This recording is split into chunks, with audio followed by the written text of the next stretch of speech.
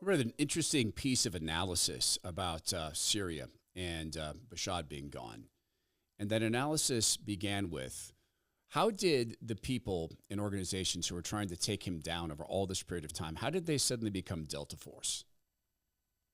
What broke the back now at this point? Remember, we have armed forces over there, our men and women over there, and have been for 3 or 4 years. We're not supposed to talk about that because it's an act of war. But we just sent a bunch of our military, money, might, etc., thank God none of our lives lost, to destroy a whole bunch of aircraft and assets so that the regime that takes over doesn't have access to them. But figurehead Biden said something then. And to me, this is a point of curiosity. Everybody knows President Trump's coming in. Everybody watched him at the meeting with world leaders. Everybody watched the world leaders genuflect to him. It's obvious. They understand he's in charge. So is there a reason that this happens now? We'll talk about that. Plus, yes, the title of the program, I got your DOGE hanging right here. That's the hanging part from my redneck youth. My apologies. Such a rude thing to say. I got your DOGE right here.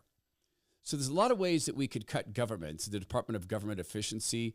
We'll talk about that. And later on today, some thoughts on John Lennon, the anniversary day after his death. And it's a thought that I have. We'll get into the show later. Not this show, but the next one that we publish, that tend to upset some John Lennon fans. So just let everybody know I'm a John Lennon fan too. We'll talk about this all with the help of our YouTube channel, youtube.com/@the Todd Herman Show, and with God Almighty. The Todd Herman Show is 100% disapproved by big pharma, technocrats, and tyrants everywhere. Now, from the high mountains of free America, here's the Emerald City exile, Todd Herman. Today is a day the Lord has made, and these are the times to which God has decided we shall live. So the dictator of Syria is gone. Meet the new boss, probably same as the old boss. But the figurehead Biden has announced that he's got billions of bucks ready for the new regime. Doesn't yet know who they're going to be, but he's ready with money. So why do you think a move like this gets made? I would suggest that there's a whole bunch of lobbyists in the Pentagon, and yes, lobbyists are in the Pentagon, under the halls of Congress, going there and saying, look, we have one chance to do this in Syria, to back these guys, to get Bashar Bashir out, to get rid of the dictator there. One chance. So this is not my analysis. This is analysis of a mill blog I follow. We'll try to get our friend Mike O'Rourke on, retired Special Forces operative, see what he thinks of all this. But you got this one chance because Trump's coming in on a promise of none of these endless wars. You know, they tried to lock Trump into Ukraine spending. There are Republican senators who say they will not back any nominee for any cabinet position in Trump's cabinet if they're not all in on Ukraine. So you have a lot of lobbyists who understand that the massive, massive gravy train may be ending. And under President Trump, he's not going to be seeking new wars. And it's not that he's weak. It's not a particularly strong thing for the United States, and we're doing this through the beleaguered and corrupt Secretary of State, Tony Blinken. Tony Blinken is saying the way for the Ukrainians to win this war is to go get Ukrainian youth and force them into service, to grab them out of their homes and off the streets and force them into the military. That's the way to win. So expand your dead from 600,000 adults. Maybe he could kill 600,000 teens. That's not strong. Sometimes the strong thing is you recognize that war is lost for Ukraine. It was lost before it began, just given the numbers. So that's not a strong position for the Democrats or Mitch McConnell or the others who love this war. It's a cash machine. It's not a war of necessity. And I don't believe the war in Syria was a war of necessity for us. Hey, if Iraq wasn't a war of necessity, and going into Afghanistan beyond taking out Osama bin Laden was not a necessity, how on earth is this a necessity? We, those of us who support President Trump, even if there are people who will support him reluctantly, we should be hoping that President Trump focuses our military on being able to defend us and to project force when it's absolutely necessary. And in doing that, by reserving our forces, by not being in these all-in wars, by modernizing our military to understand you can't shoot down drones. You can try as hard as you want, but we're finding out it's nearly impossible to shoot down drones. Fields of drones. They can take out our ships. We need to be focused on getting our act together in terms of technology for today. And this is something that Pete Hegseth wants to do, which brings us around to him. So the attacks on him continue. They're trying to take the guy out. And it's not because he's a stupid man. You don't end up with 2 Ivy League degrees and be stupid. And even though the Ivy League has fallen, you still have to be sort of a smart guy to come out with that. It's because Hegseth is not going to be owned by lobbyists, and the lobbyists know that. That's why I think we saw this sudden explosion in activity in Syria, where all of a sudden they had all the capabilities and everything they needed to just completely close off the dictator's air supply, and he fled. So watch Biden come up and say he's going to back them with billions of our dollars. Well, it says everything possible about Joe Biden, who doesn't just lack any wisdom. He lacks any fear of the Lord at all. And a number of people send me emails asking about the product Wisdom. This is the Bible-based herbal blend that I've been taking. And they sent me a note saying, wait, what's the website? So apparently the website is hard to remember, so I'm going to say this. It's trywisdomnow.com/Todd. So what is this stuff? Well, it's based in an oil base, and it's sacred herbs and spices that come out of the Bible. I mean, the spices themselves don't come out of the Bible, but they're mentioned so often in the Bible as ways to cleanse and to heal. So what does it do? Well, it helps with inflammation response. It helps with immune response. And for me, it delivers a sense of calm. And it's crazy that it tastes as good as it does. We were playing Scrabble the other night. And by the way, I won. My wife is a very, very good Scrabble player. I won by about 4 points. And praise God, I got to be able to use all my pieces so I could shut her out. Otherwise, I guarantee she would have found a way to come back. So as the game was wrapping up, I took Wisdom and just got this incredible sense of calm. And the doctor who invented this was in the Holy Land when he was given the vision for this. His name is Dr. Patrick Gentempo. So he took his advanced knowledge of science to infuse this with light and sound waves, all of it to trap the potency of these herbs in this oil base. So you can do this, try this yourself. So try yourself, experience the power of wisdom. Go to trywisdomnow.com/Todd, and here's the payoff. You're going to get an incredible 33% off plus free shipping. That's each order comes with a 180-day money-back guarantee. That's trywisdomnow.com/Todd, and do what I do. Take a drop of this towards bedtime or throughout the day if you like to remain calm, have that great immune response. Trywisdomnow.com/Todd. In terms of the Department of Government Efficiency, we can start right away with the Pentagon and an audit of the Pentagon that is pass-fail because they failed every single one of them. And we don't get to audit the Federal Reserve, but let's start with the Pentagon. Do we really need all that money? We'd like to think that the Pentagon is playing on the up and up, but when you lose $600 billion, you're not. That's one thing the Department of Government Efficiency could do. The biggest thing it could do is put on notice to Republicans that we are on to the fact that they're the big spenders, just along with the Democrats. Chip Roy from Texas was in a meeting with Elon Musk and Vivek Ramaswamy, and they talked about the Department of Government Efficiency. And apparently Vivek has been studying the laws. He's been studying the bureaucratic approaches, the things they can do to force spending cuts. So he's trying to become an anti-bureaucrat to the bureaucrats because they hide behind their ability to not be fired. You can't downsize us. So apparently during this meeting, a bunch of Republicans were clapping their hands and jumping up and down. And we can't wait to get behind you on this. We've been waiting for this. We can't wait to cut the fraud, waste, and abuse. And apparently behind the scenes, Chip Roy spoke up and said, you're all liars. You're saying this right now, but I guarantee when it comes down to money for your district, that's not going to happen. None of you are going to do this. Mariel Hemingway's reporting this. She knows something about the Beltway. She has great sources there. That Chip Roy went ballistic on them. Tell the truth to people. You're not in favor of this. Chip Roy also talked about the lack of respect that the president's nominees are getting. Here, as we deal with all that on the spending issue, I watch the Senate Republicans doing this dance of hand-wringing and concern about the president's nominees. The president was elected by the American people to change this town. He has nominated people who want to change this town.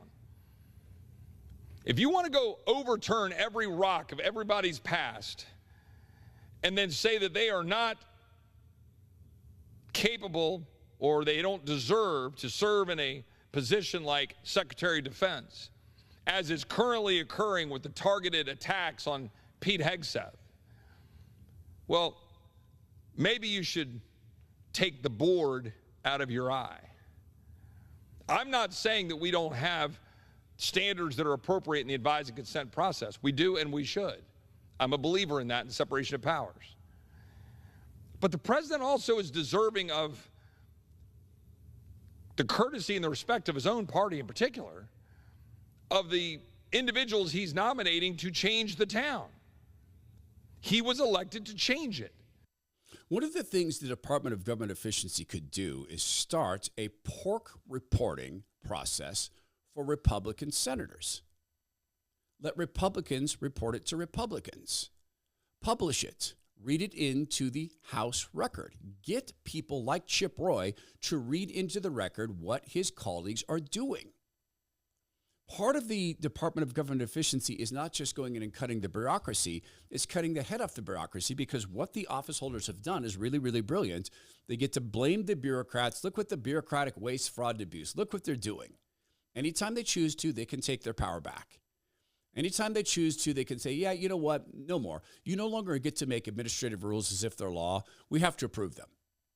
Because right now, they make these rules, and I think it's 180 days after that. If the House and the Senate don't object, then those things become law with the force of law. They could stop that. They don't want to because they like being able to dance this way. So the DOGE people, Musk and Ramaswamy, should publish a list of the worst offenders on the Republican side. Sure, do the Democrats, but you're going to get more progress by spotlighting Republicans who are doing this. There's also then the bureaucratic shaming. There needs to be a process by which bureaucrats come and beg for any money. Now, this is a term that's used in business. It's called zero-line budgeting or baseline budgeting. Your budget, FEMA, is zero. You have no money. You need to come in and make an argument for dollar number one. Now, here's how they say this isn't possible. You can't run us down to zero. We can't then predict our planning, etc. Okay, that sucks. That's going to be really hard. I mean, surely you can make an argument for 50% of your budget. If they can't do that, then they don't deserve to exist. So go to a zero-line baseline budgeting. Every budget cycle begins with an assumption of zero. Give them 2 years to plan. 2 years into President Trump's 4 years, your budget guidance go to zero. You have 2 years to prove you're focused on the American people. Because 2 years from now, you're going to come into Congress.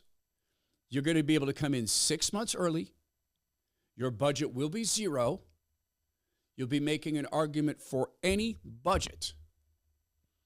And your argument must begin with, here's our mission.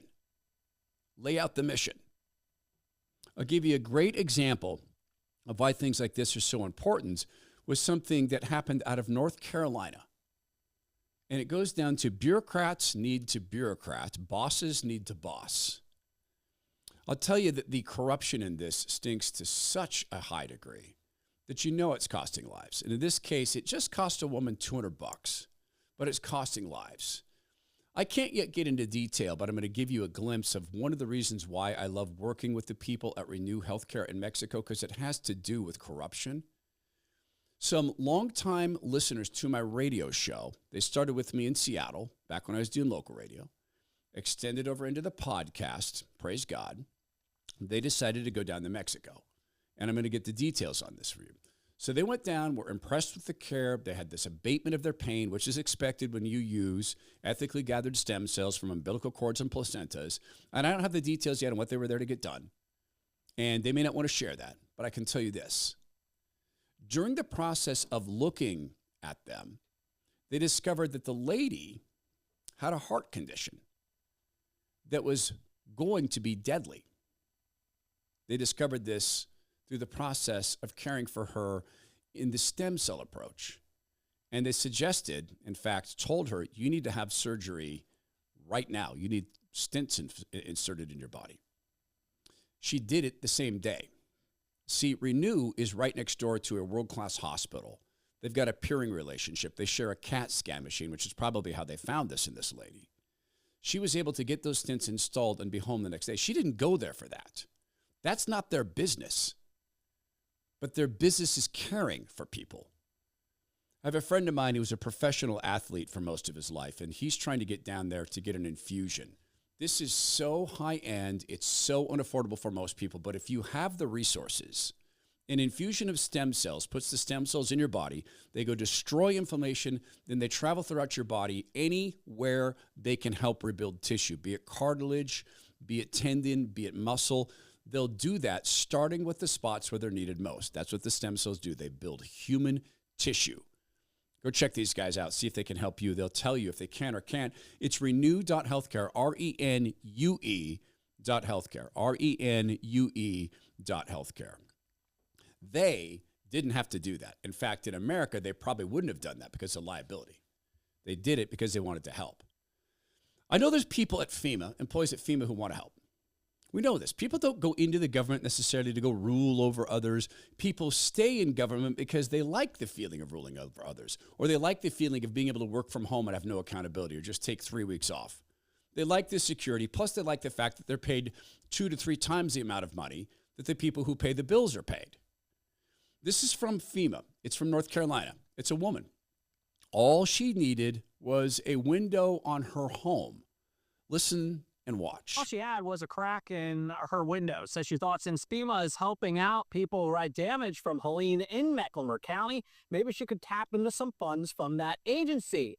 FEMA said no, but FEMA did offer to put her and 3 others in a hotel, including the South Park Marriott, for up to a month. This little crack from Helene led to a situation that has 74-year-old Susan Lewis cracking up in disbelief. I kept rereading it thinking, what am I missing here? This makes no sense. The damaged window was in her Forest Ridge condo. Since FEMA is offering Mecklenburg County residents Helene assistance, she applied for funding to fix it. She says FEMA denied the claim and told her to submit it to her home insurance. She ended up having to pay $200 for the repair out of her own pocket because she has a $1,000 deductible. I'm living on Social Security. I'm, 74-year-old woman. And, all these little extra expenses really add up. While FEMA wouldn't fix the window, she says the agency offered her something else. A month stay for up to 4 people in a hotel. One of the hotels is the South Park Marriott. The average rate is nearly $200 a night. The hotel even told her she could get 2 rooms if she needed space for 4. Instead of paying $200 for the window, she says FEMA offered to spend $1,000 on a hotel she didn't need. It makes no sense. Now remember, there's still people in Western North Carolina who are living in tents.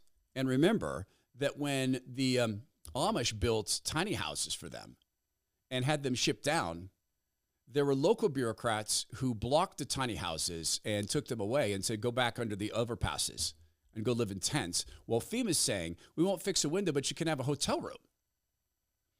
The Department of Government Efficiency needs to work with Congress to shame Republicans for their pork barrel spending, to shame Democrats, but you're going to get more traction shaming Republicans. They need to make an argument for baseline budgeting beginning in 2 years. Give every agency a heads up. In 2 years, your budgets go to 0. Now, if you make a good argument for needing any money, the budgets will come back. But you're not going to be making a good argument when we can point to things like this. You can say, hey, it's a crack. We don't want FEMA repairing cracks in windows. Fair enough. Have that discussion. But don't have a continuing resolution that continues to increase the amount of money, because every federal agency can count on money continuing to go up. Let me give you another example out of schools. The education of American kids is at a low point compared to the rest of the world. I mean, there's a lot of reasons for this. You know that the government schools are indoctrinating kids, are not educating them. You know that the government schools are all in on DEI and on racism and on gender madness. It's not about educating the kids in all too many government schools. I mean, there's some decent ones. I've got some friends of mine whose kids go to schools in Idaho, and they're government schools, and they really like those schools. But in those schools, parents are welcomed every day. Every single day, there's a parent there. And if any sort of gender madness slips out, the parents who are there call them on it immediately. There are other schools in Idaho that are not that way, where the gender madness has slipped into the hallways or crept into the hallways. So the schools overall, government-like, have seen the effectiveness of government schools decrease, particularly in comparison to the globe. But something is increasing.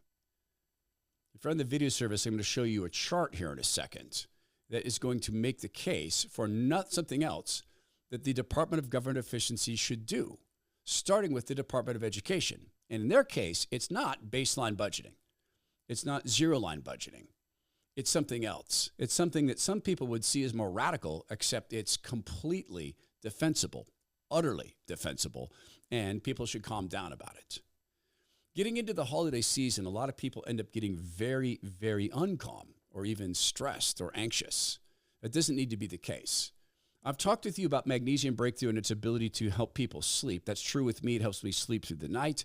If I do wake up, I go back to sleep. It also helps with the ultimate absorption of nutrients into your body. That is regularity. That's a phrase we don't like to talk about because it's icky, but it's also something we all do. It also, though, controls the stress hormone cortisol. So if you're running around last-minute Christmas gifts, you're going to arrive on time, or too many people come into the house, you might have relatives coming over that you don't really like but you love. And, that can create a lot of stress. Maybe you've got a room that fits, or a house that fits 4 people, but 14 are coming. There's a whole series of stresses. Or I was talking to a friend of mine the other day. He and his wife are arguing about where they're going for Christmas because he made the reservations in Hawaii. She made the reservations elsewhere. And they might end up having Christmas apart for the first time. There's also the situation I heard of from a friend of mine whose wife does not want the ex-wife bringing the kids over. She wants the kids brought over by an Uber, anything but the ex-wife. He's saying, no, I'm not putting my kids in an Uber. My ex-wife is welcome to walk into the house and drop the kids off. I was married to her for 14 years. His current wife is saying, hey, you want wife number 3? This can create a whole series of stresses. Now, obviously, we find calm ultimately in the arms of God. But then again, God made magnesium for things like this. So go to bioptimizers.com/Todd. Use promo code Todd to get Magnesium Breakthrough, which can help deliver to you a sense of calm and relief by controlling the stress hormone cortisol. When you use promo code Todd, you save an extra 10%. That's bioptimizers.com/Todd. Use promo code Todd. Since the year 2000, there's been some steady growth rate, with the exception of 2019 for kids in government schools. This chart shows administrative staff, principals and assistant principals, teachers, and students, their growth rate. So since the year 2000, we were watching about a 10% growth rate for teachers and students, but then the students dropped off and have stayed dropped off, about a 5% drop. The teachers have kept growing. The principals and assistant principals grew by 39%. Remember, students have dropped, but the assistants have grown by 39%. The administrative staff has grown by 95%, while teachers were almost flatlined, or 10% growth, and students went down. This is an argument for an elimination of the Department of Education. The Department of Education is many, many things. Part of it is it's the Center for Indoctrination. Part of it is it's the Center for Union Growth. Those administrative staff are probably union members who, as you know, take that money, the unions do, take a percentage of everybody's paycheck, pool it, pay themselves 3 to 4 times the amount of money teachers get paid, give themselves pensions, retirement plans that most of us will never see, and then they turn around and they launder a bunch of it to the Democrat Party. There is no reason on earth for a Department of Education in Washington, D.C. Here's why. Every state has one. There are local school districts who have their administrators. There's city school districts There's city-level departments of education. There is no reason for this to come out of Washington, D.C. If a student's civil rights are violated, there's the Department of Justice. If the people in the schools are serving bad food that are making kids sick, there's the Department of Agriculture. If they're not hiring people because of their race or religion, once again, you have the Department of Justice. You don't need a curriculum developed in Washington, D.C. because people are different. There's things so people who live in the farmlands need to know that people in the cities don't need to know.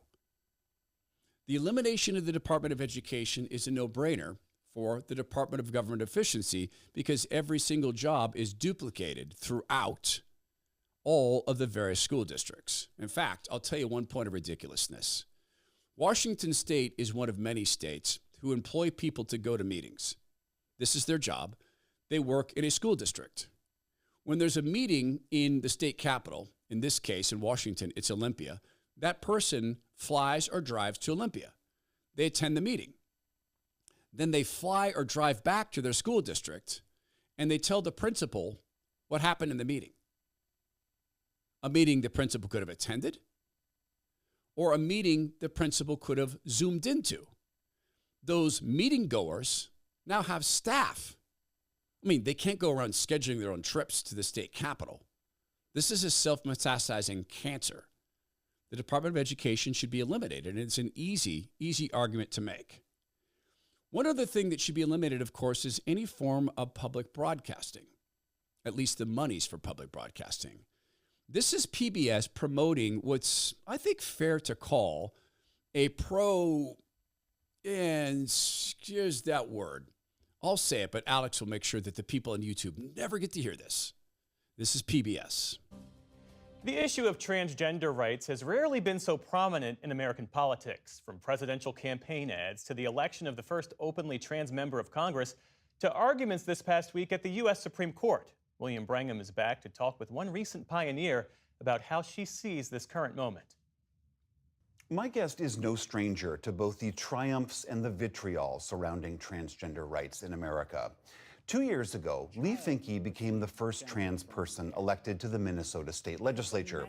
And even though she endured numerous threats, she leveraged her position and a Democratic majority to help pass legislation protecting other trans people in her state. Lee Finke, so nice to have you on the program. As I said, you've been in office almost 2 years now, but this is a seemingly very fraught time for trans rights in this country. With this past election and all of those attacks, the first openly trans member of the U.S. Congress, and now the Supreme Court case this week. I just wonder how has this been for you the last few months?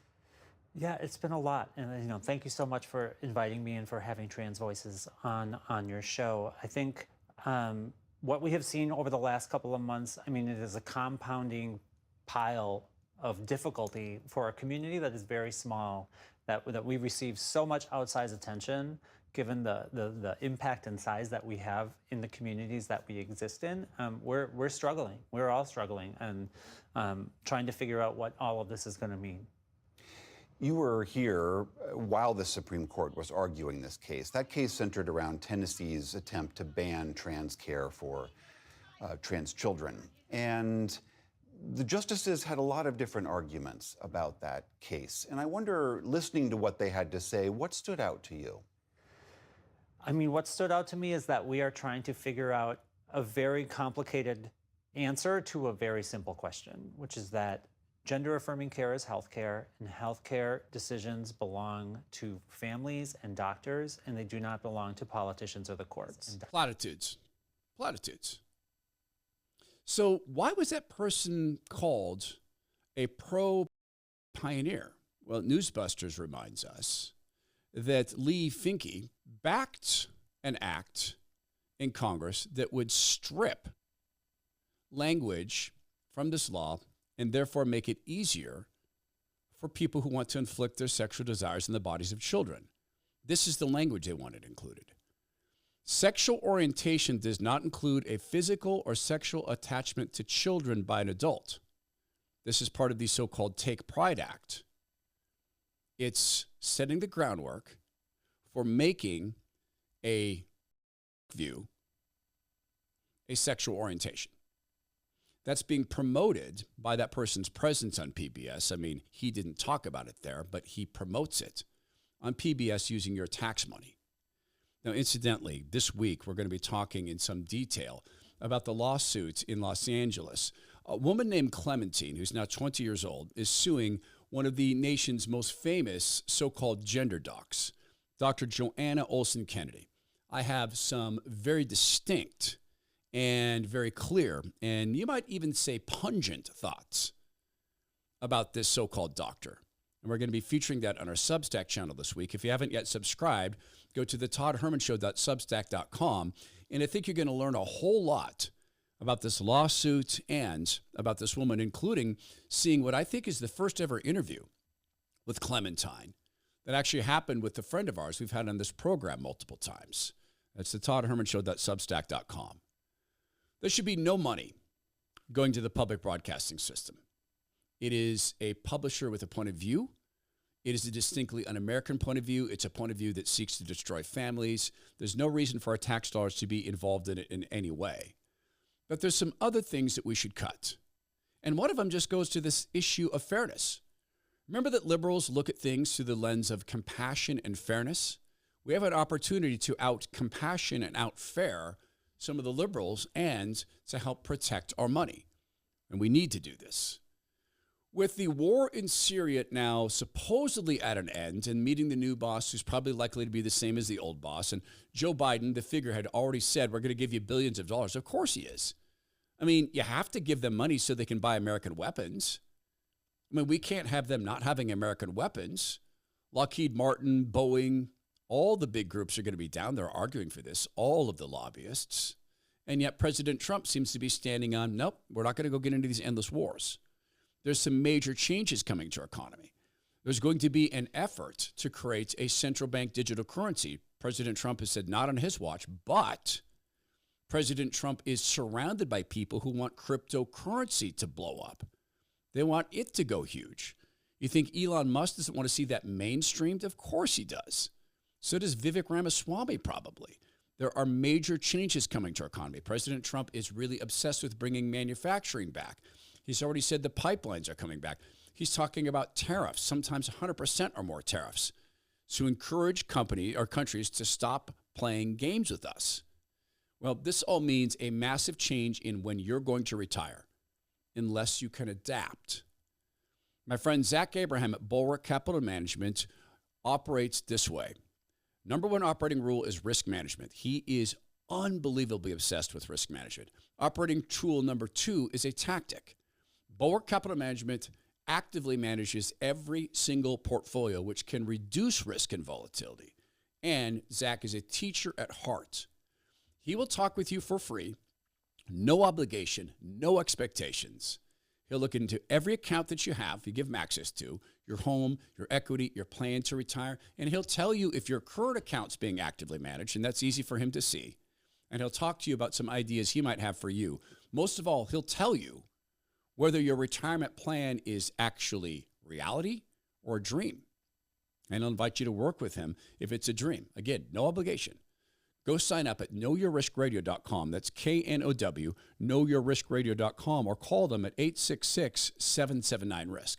That's 866-779-RISK. Investment advisory services offered through Trek Financial LLC, an SEC-registered investment advisor. Investments involve risk and are not guaranteed. Past performance doesn't guarantee future results. Trek 24-378. That last part, that's the government helping you. They want you to know all that stuff. See, just another layer of bureaucracy that we could look at cutting.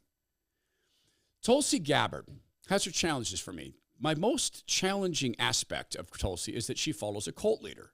That worries me. The guy who leads her faith is a cult leader. Is she taking orders from the cult leader? I want this question answered during her confirmation hearings. I want to hear her discuss this. It might be that she's got a great answer. Maybe she's distanced herself from the guy. You've seen us discuss his sermons on the program. Full-on cult leader. Beyond that, I don't have a lot of concern about her being the director of national intelligence.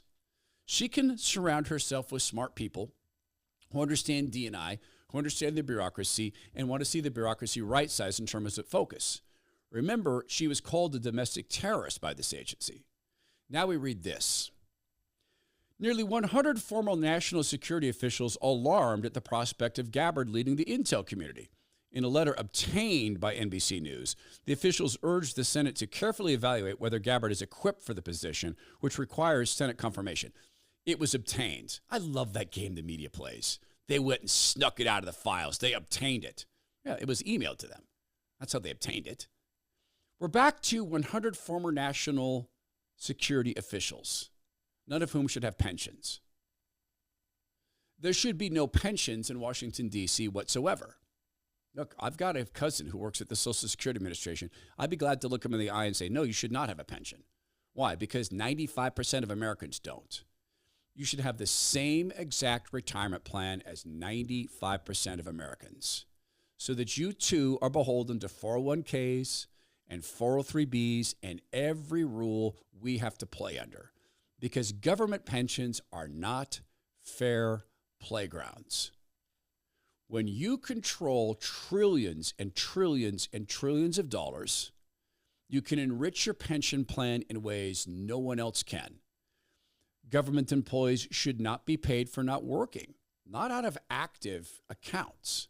They should have to pay themselves to not work the same way you and I do. That would also make it somewhat less obnoxious. When we read headlines like hundreds of former national security officials, they're earning pensions to help rig elections, or in this case, to help rig a confirmation process. You're paying them to do that if they retired with pensions. There's a senator named Markwayne Mullin who went on to talk about the nomination of Pete Hegseth on CNN. He also is, of course, being attacked by people with pensions. What he was describing is what most combat veterans have faced, and for the media to go after him and start describing that as a drinking problem is individuals that doesn't understand combat veterans because they've never been there. They've never been in combat. They've never seen the horrific stuff that comes by that. They've never tasted the dirt in their mouth. They've never heard the horrible sounds in their ears. They've never had the sights that they can't get rid of. They've never had the dreams in the middle of the night. And I think it's hypocritical for them to even question that. Now, if he did have a drinking problem, that would be obvious. But to make something out of it that isn't there just because he's going through Secretary of Defense, the media should be ashamed of themselves. They should put themselves in their shoes and every other combat veteran's shoes before they go out there and criticize him. So I have done a lot of coverage of veterans and a lot of coverage of combat. And while I have never worn the uniform, I think I do have an understanding of the need of our valiant troops when they come home to self-medicate. What I'm saying is when you're talking about drinking at 10 in the morning, that's a drinking problem. Now, it doesn't mean that there should be a stigma. Then there's a lot of politicians that have a drinking problem, Jake. Yes, of course. But I guess my question is... Yeah, and then there's probably a lot of media that has a drinking problem too. And now I don't drink. I haven't tasted alcohol in many, many, many years, and never have drank at all in my life, really. And so I really don't understand that. But there's a lot of alcohol that flows through Washington, D.C. on a regular basis, and I wouldn't say that people are alcoholics or they have a drinking problem because of that. I don't see it at all. Are we the only ones who watched Nancy Pelosi tumble nearly up to the microphones, clearly lit? And there's a whole school of thought around Kamala Harris being clearly lit. And incidentally, there are wet bars in ceremonial offices in Washington, D.C. I've seen them. It's a whiskey at noon town. And the incident, as I understand it, the 10 a.m. incident, happened after a filming at Fox News where they'd been talking about beers. And apparently Hegseth helped himself to some. Shock and awe? Sure. Is there some proof that he's an alcoholic that's affected his work? He doesn't show up for work. He shows up drunk. None of that has happened. So Hegseth is being targeted by people with pensions, lobbyists who contribute to the pensions of these people and the need to them not really need the pensions because if there's the think tanks, etc., all of that should be blown up by the Department of Government Efficiency. This last one to me is the topper. I mean, it's not the most important of them, but it's the easiest topper. Luke Rosiak from the Daily Wire reports. The Social Security Administration just spent $120 million renovating its massive headquarters, and there's a picture of it. But the building is 91% unused, and figurehead Biden just signed an agreement giving them work from home throughout the Trump administration, even though Biden used his 2022 State of the Union speech to say workers must come back to the office to be productive. So how about this? Sell that place. Make the people at the Social Security Administration sue. I mean, who could afford that? I don't know. Intel? Maybe one of the new AI companies that the government has selected to be one of the 3 companies they're going to allow to succeed. And take Social Security Administration employees and distribute them throughout the country. Take away the pensions, distribute them throughout the country. They don't all need to work in Washington, D.C. They can work in Dubuque, Iowa, and Bozeman, Montana, and Spokane, Washington, and in the panhandle of Idaho, all around the country. Do that with every federal office. You know what you're going to have? A whole bunch of people self-deporting out of federal service because they'll no longer be earning the 3 to 4 times the money the taxpayers do, because concomitant with the move is a shift in salary. You'll be earning the same amount of money the average employee with your level of work earns. There's a lot that we could do. One of the other things that we could do is remember this. If you sit at home like I do and carp about the government like I do, and you don't have your attention squarely focused on your primary ministry, well, you're not helping. I mean, it's fun sport. Remember this. Our primary responsibility is to take care of the relationship between ourselves and God, our abiding. From that, then, our home sphere. Are we being the leaders in our homes that God has called us to be? Are we being the servant leaders we're called to be? That extending then into our neighborhoods and people that we have contact with, our churches and our church communities. That, a focused approach on that in this nation will drive a whole lot of change, because as the Holy Spirit begins to reign in us, we're going to see a lot more clearly the corruption in D.C., and we'll be able to send a lot more godly people back there who can actually make changes like this. May God help Elon Musk and Vivek Ramaswamy in getting this all done, because God has said, do not lord your power over others. This is the Todd Herman Show. Please go be well, be strong, be kind, and please make every effort to walk in the light of Christ.